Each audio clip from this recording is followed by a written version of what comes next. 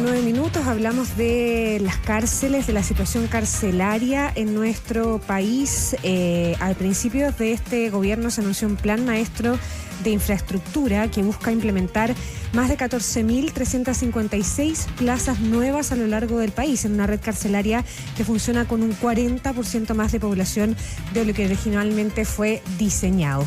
Hace pocos días se lanzó el libro Crisis Carcelaria y de Seguridad, propuestas para una política penitenciaria íntegra, y uno de sus autores es Hernán Larraín, abogado, exministro de Justicia del segundo gobierno del presidente Sebastián Piñera, expresidente del Senado, expresidente de la UDI, entre otras cosas. Hernán Larraín, bienvenido, buenos días. Buenos días, Paula, buenos días, Mauricio. Profesor Larraín, tanto tiempo. Algunos lunas, ahora que estamos más como en la cuarta o quinta fila, haciendo actividades más académicas y profesionales, sí, me he alejado de estas vías, pero muy interesado en poder participar en esta conversación por los temas que recién anunciaba Paula, que dice en relación con una crisis en las cárceles chilenas que refleja un problema muy grave, no solo humano por el hacinamiento y la sobrepoblación, sino que porque aquí se puede poner el foco en una situación grave que está ocurriendo en las cárceles, porque la cadena de seguridad pública no termina cuando condenan a un delincuente, sino que continúa en las cárceles, y hoy día se está viendo que las cárceles son un foco desde donde se dirige y organiza el crimen en el país. Sí. Y eso es muy delicado y por lo tanto es importante que hablemos de esto. Vamos a estar con eso, también el rol de gendarmería en medio de todo esto y parte de las propuestas que ustedes entregan en este libro, pero es inevitable, y usted sabe, estamos en las noticias acá, a partir preguntándole por lo que ha ocurrido en las últimas horas con este anuncio ya de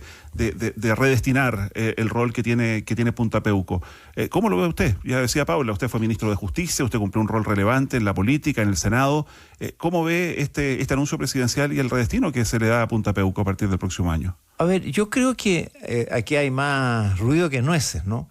Porque en verdad esa es una cárcel común y corriente que no es que tenga privilegios especiales, sino que tratándose de la población penal que tiene, obviamente la obliga a tratos especiales, porque el promedio de edad me parece que es superior a 75 años.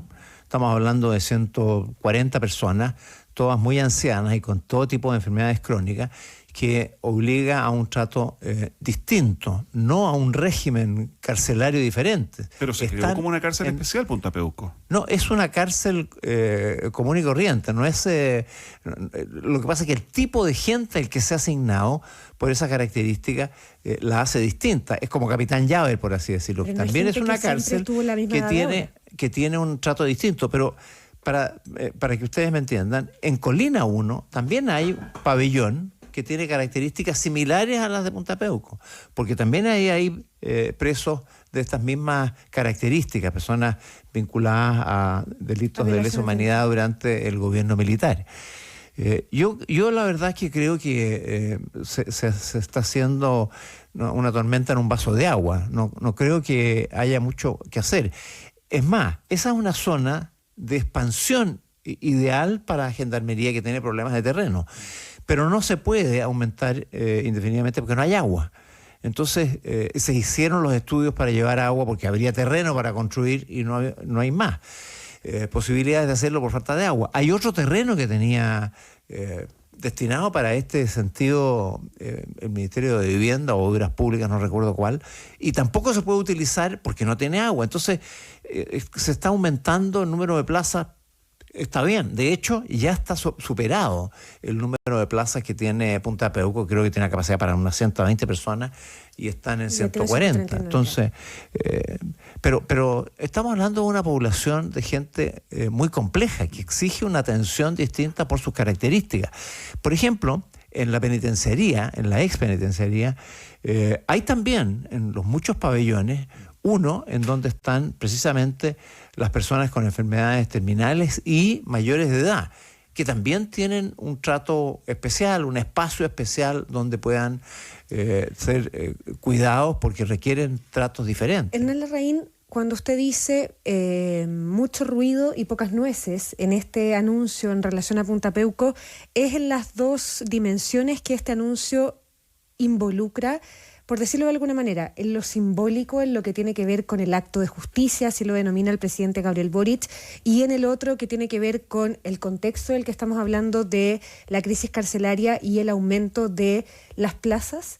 ¿En ambos sentidos usted ve mucho ruido y pocas nueces? No, yo digo que aquí se está convirtiendo Punta Peuco en una situación de... aquí ahora sí estas personas van a sufrir el rigor de la cárcel.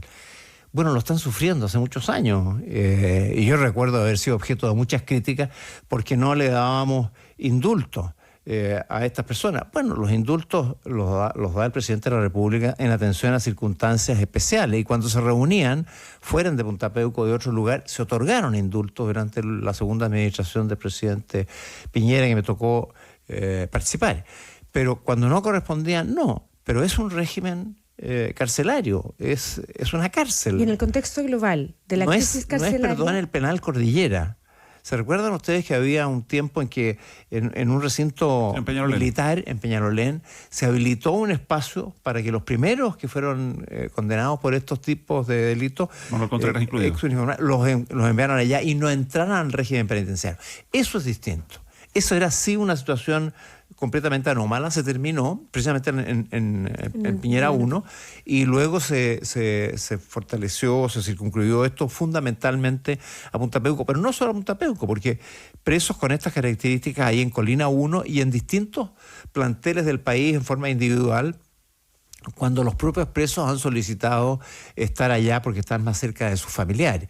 Yo lo que quiero decir es que se hace un gran anuncio. Nosotros estudiamos este tema porque se nos planteó que lo suprimiéramos. Dijimos, bueno, yo vi el tema y era una cárcel como cualquier otra, con algunas características especiales por la naturaleza de las personas con sus enfermedades y gente que tiene 80 y 90 años. Bueno, que se mantenga ese régimen. Y es más, yo me recuerdo para la pandemia tuvimos especial cuidado porque si entraba el virus, se podía producir problemas mayores que en otras poblaciones penales que tenían gente con menor edad y con más capacidad para resistir el virus, ¿no? Ya. Ahora, Hernán Larraín, en este libro que comentábamos, que acaba de lanzar junto a otros autores, se plantea una reforma profunda a Gendarmería. Y usted ha dicho incluso que el modelo de Gendarmería está agotado. Está planteando incluso generar una especie de policía penitenciaria. ¿Por qué está agotado el modelo de Gendarmería? A ver, el modelo funciona, desde luego, sobre la base de que las tareas de Gendarmería, que son de custodia, orden interno y de reinserción, se realizan fundamentalmente a través del personal uniformado, ¿no? Y de un personal civil que no es uniformado, que hace principalmente las tareas de reinserción. Pero de hecho, quien está en contacto permanente con las personas es el uniformado, el gendarme. Y este es el que es el primer agente de la reinserción. Pero no está preparado para eso. Y si a eso le agregamos dos factores. Uno, el hacinamiento, ¿no? En las condiciones de hacinamiento que están los penales hoy día, no hay posibilidad de hacer reinserción. Y por lo tanto estamos tratando de hacer malamente la custodia por las dificultades inherentes a un lugar en donde se supone que hay 1.000 presos y hay 2.000, porque de esas cifras estamos hablando, ¿no? Eso ya genera un cambio distinto. Y lo segundo, que es quizás lo menos advertido, es la instalación del crimen organizado en las cárceles chilenas. A mí me tocó ser parte de los que primero advirtieron esta situación, no por mí, sino que por los informes que yo recibía de Gendarmería, que empezaron a hablar de esta situación. Estamos hablando hace 7, 8 años atrás, que se advertía ya comportamientos distintos. ¿Y por qué esto es así? Porque el comportamiento viene de grupos, de jefes de grupos, no solamente narcos, sino que de distintos tipos de crimen organizado, que empiezan a funcionar apoderándose, en cierto sentido, de los pabellones y utilizando la extorsión en gendarme en forma muy difícil de entender.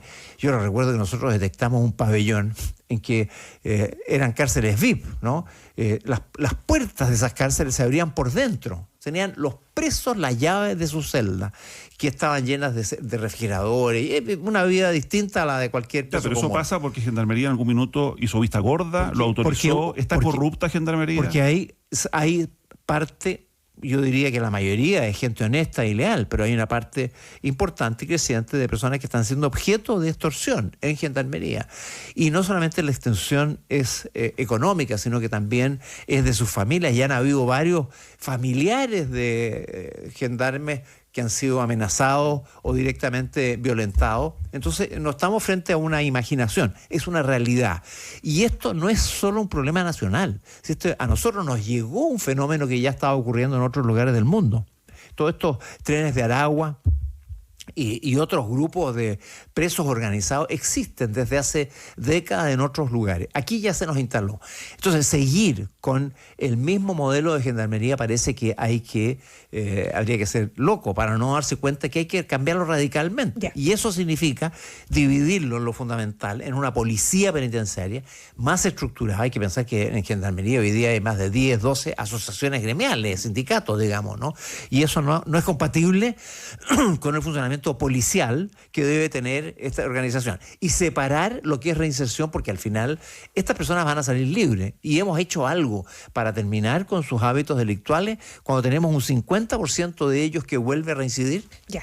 También plantean esto de la separación de las funciones penitenciarias, los tribunales de ejecución de penas, alternativas a la prisión preventiva, un tema que ha estado súper presente en los últimos años, descongestión carcelaria estratégica. En honor al tiempo, Hernán Larraín, yo quería preguntarle, porque este tema ha estado también muy presente en la campaña presidencial, el tema de la crisis carcelaria, con propuestas que incluso han llevado a algunos candidatos, por ejemplo a Franco Parisi, a hablar del arrendamiento de unidades penitenciarias flotantes.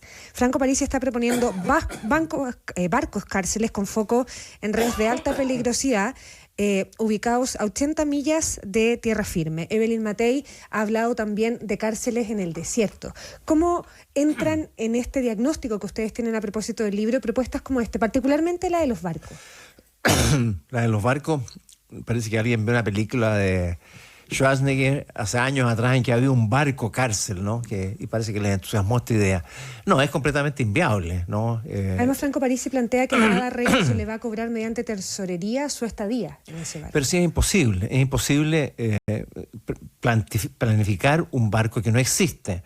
Habría que transformarlo. Y después habla, le entendí yo cuando lo mencionó en un foro de televisión, de que se van a arrendar estos barcos. Claro. Entonces debe haber una empresa primero que tenga este servicio y, ¿Es populismo no existe. esto? ¿Es populismo?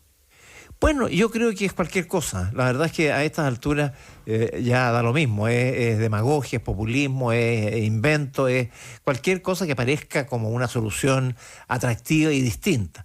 La verdad es que el tema de las cárceles tiene otra solución que a mi juicio la proponemos, es bastante razonable.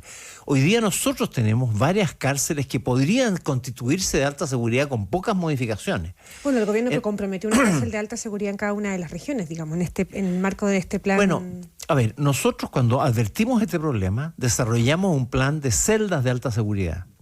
Y reconstruimos en la cárcel de Santiago, en la penitenciaría, y en Valparaíso una cantidad de celdas. En Santiago eran como 300 y en Valparaíso 110.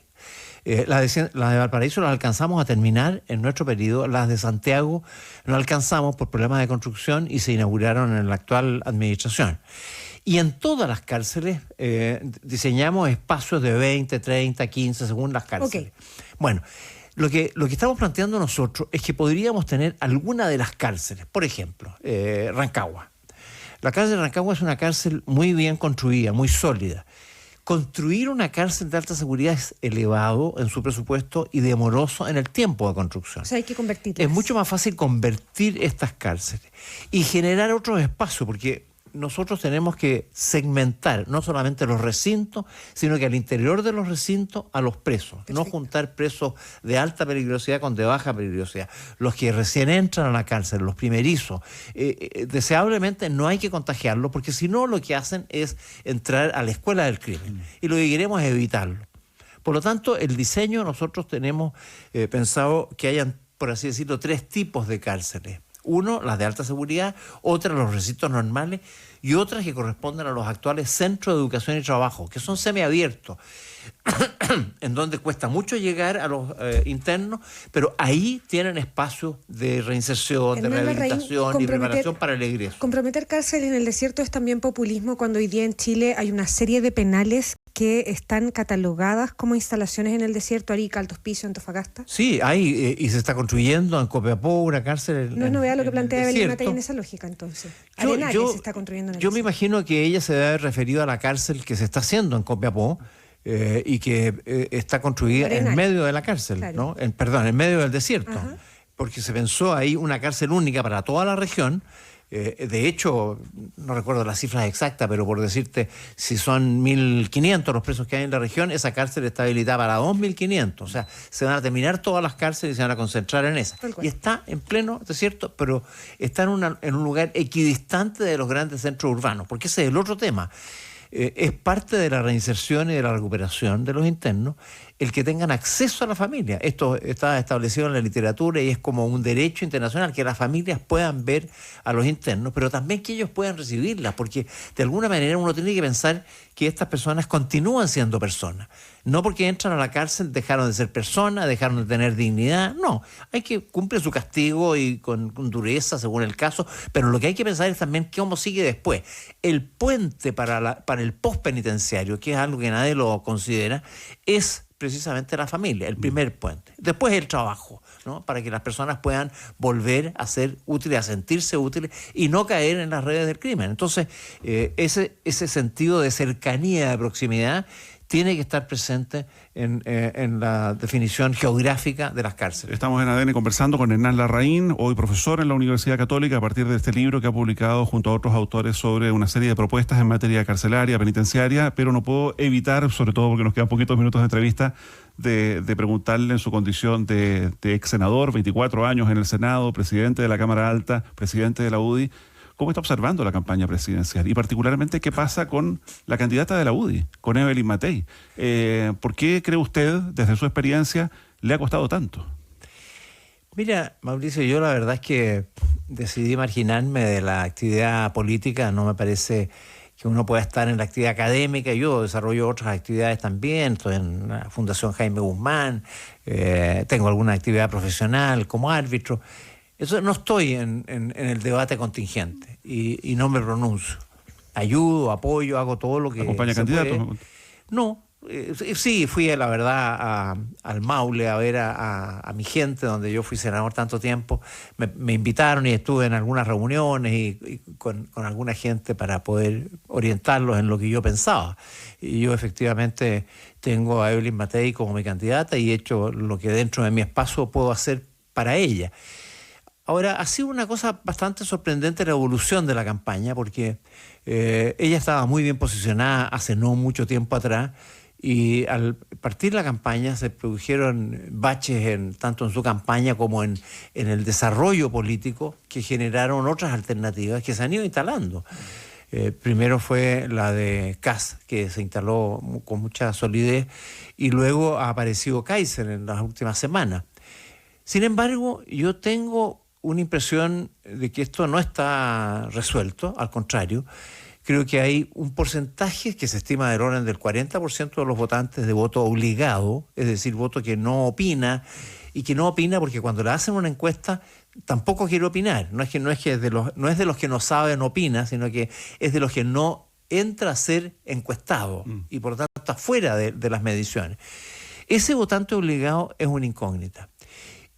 Y yo tengo la impresión de que corresponde un poco al sentido común de los chilenos, que no quiere participar en política, que está decepcionado de la política, y en donde yo creo personas como Evelyn Matei tienen una oportunidad especial para poder ser la candidata que elijan y que pase, por lo tanto, a segunda vuelta. Hernán Larraín, se lo pregunto de otra manera, menos contingente si usted quiere, porque lo invito a hacer un poco de historia. El 31 de mayo del 2016, José Antonio Kast, diputado de la UDI, renuncia al partido cuando usted era presidente de la Unión Demócrata Independiente, me imagino. En ese minuto, él planteaba y acusaba a la bancada de diputados de la UDI, que era bien numerosa, de haber haberse alejado del corazón de la fundación de la UDI, de Jaime Guzmán, de haberse alejado de las ideas.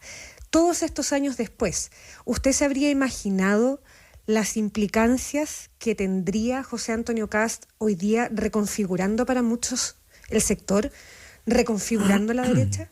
Sin duda que no. La experiencia que uno conocía de muchos partidos que se desgajaban de otros, como fueron el MAPU y la izquierda cristiana de la democracia cristiana, no fueron positivas. Esas yo las conocía y yo pensaba que algo así podía ocurrir. Pero no ha sido así.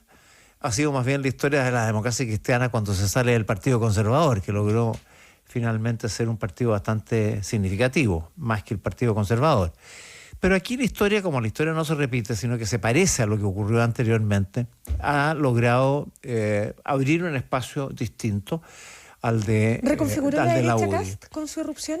A ver, la derecha siempre ha tenido diferencias, ha tenido líneas, ha sido más liberales, más conservadores, y ha habido, y esa no ha tenido una expresión pública muy significativa, un ámbito más dogmático, más intransigente, más purista, que es lo que yo creo que ha rescatado Kast y también en cierto sentido Kaiser con un enfoque más nacionalista probablemente que Kast, y eso hace la diferencia. ¿Se reconfiguró el sector al punto de que Jaime Guzmán habría votado por José Antonio Kast? Mire, yo creo que esa pregunta es una pregunta interesada, no lo digo por usted, lo digo por quien la formuló en su momento, una persona de un partido que es candidata además, como tratando de decir, si estuviera vivo Jaime va a votar por mí. A mí me parece que eso es un abuso desproporcionado. Además, esta persona ni conocía a Jaime Guzmán, entonces doblemente utilización, instrumentalización.